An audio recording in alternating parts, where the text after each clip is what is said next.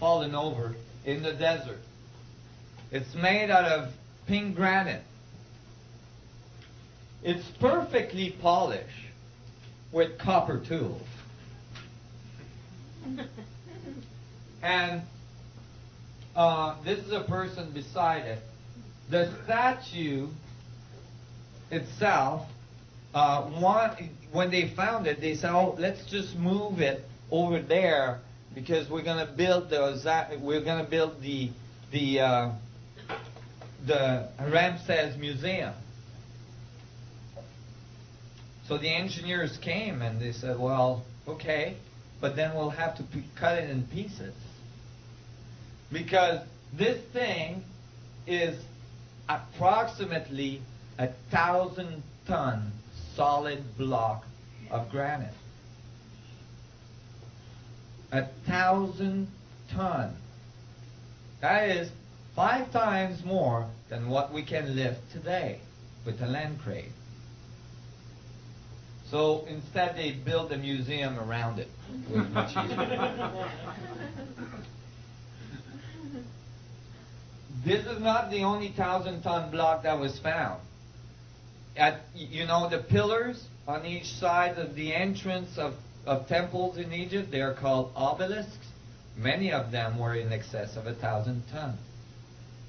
And they all come out, all these large objects come out of a quarry that we know where it is. It's hundreds of miles up the Nile. And the quarry is on the other side of the Nile over a mountain range. Okay? When you ask archaeologists, how did this get there? They say, they cut a trench from the Nile across the mountain range into the quarry. And then they let the water in, and then they picked up the object, they stuck it on a barge, and they floated it down the Nile. But there's no evidence of that trench ever being cut.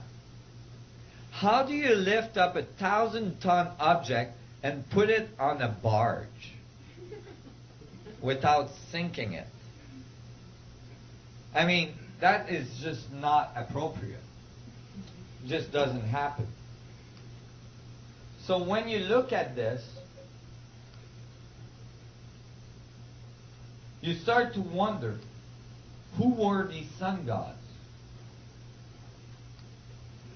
And were they able to go all around the world? Under the water in Japan, recently, pyramids were found. These pyramids are at 19.47 latitude.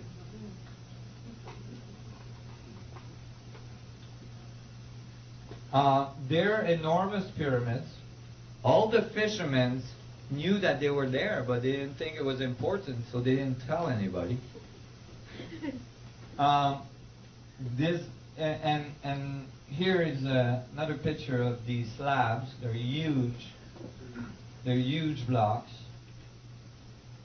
What's really interesting about those is that, you see, you can't date a pyramid.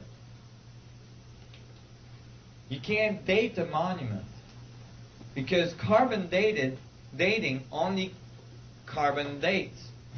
You need carbon.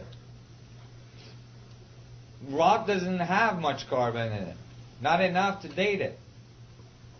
It has silica, and it has, it has a certain rate of decay and all this. You can date how old is the rock, but that won't tell you when it was cut and assembled into a pyramid. Okay? So actually, archaeologists don't date the monuments. They just find the bones of this poor fellow beside it, or they find a fireplace beside it or something, and then they carbon date that. And they say, oh, it's this dude that built this thing. You see? But when the pyramid goes under the water, now coral growth starts to happen shortly after. And that's carbon datable. So now you can tell at least when the pyramid went under the water. Well, when they carbon dated these pyramids, they went under the water at least 10,000 years ago. The meltdown of the last ice age. When the water rose and covered the earth. There is over 500 flood stories in ancient civilization all around the world, talking about an advanced civilization that was there prior the sun gods and the flooding that occurred that destroyed most of that civilization. Here we might be seeing some of the vestiges of that civilization. Go ahead. Well, Edgar Casey came up with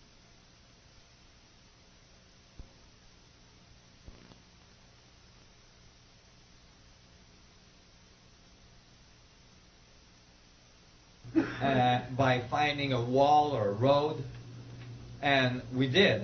And he said it was going to be in the early 70s, and in 1973, I believe, divers off the coast of Bimini found huge rocks under the water, making a road. And Edgar Casey said we were going to find a chamber under the paws of the Sphinx. And recently, using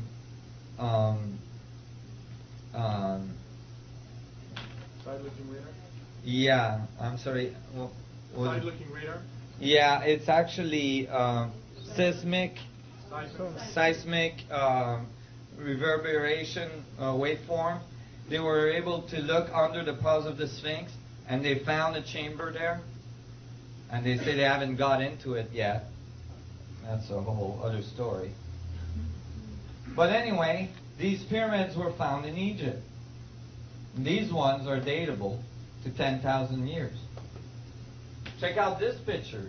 This was taken during the Second World War by an American pilot that was lost over China. And he saw this pyramid, and he took a picture, and he brought it back home. He survived the whole thing and brought the picture back home. And everybody, you know, a few years ago when I would present that, people would say, oh, well, that one's iffy, you know. This could be a hoax. Well, okay, nobody believed him. Except that the Chinese government in the last few years have released these pictures. Not only is there more, there's pyramids in Egypt, there's hundreds of pyramids in Egypt, in China.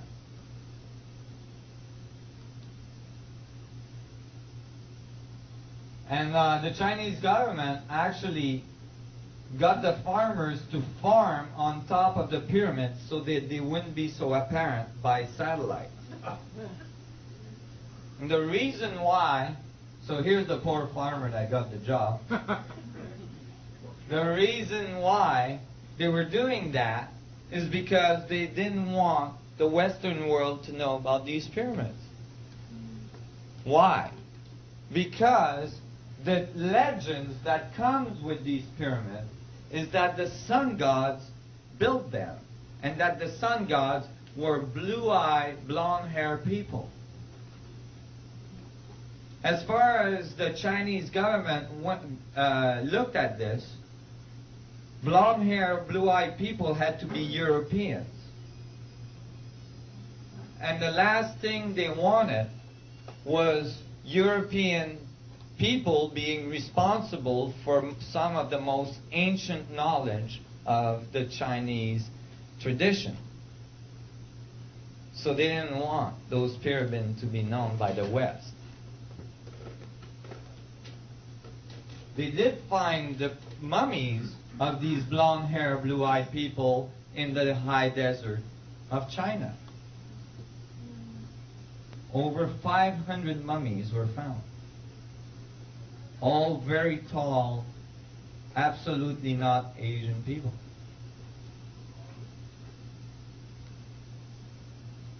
And then you go to the forbidden city of China, the city that holds all the knowledge of the universe, all the knowledge of the sun gods.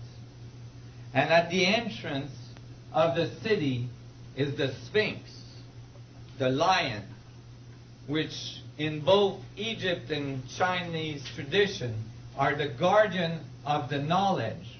They guard the knowledge under their paws. And when you look closely at the paw, what do you find?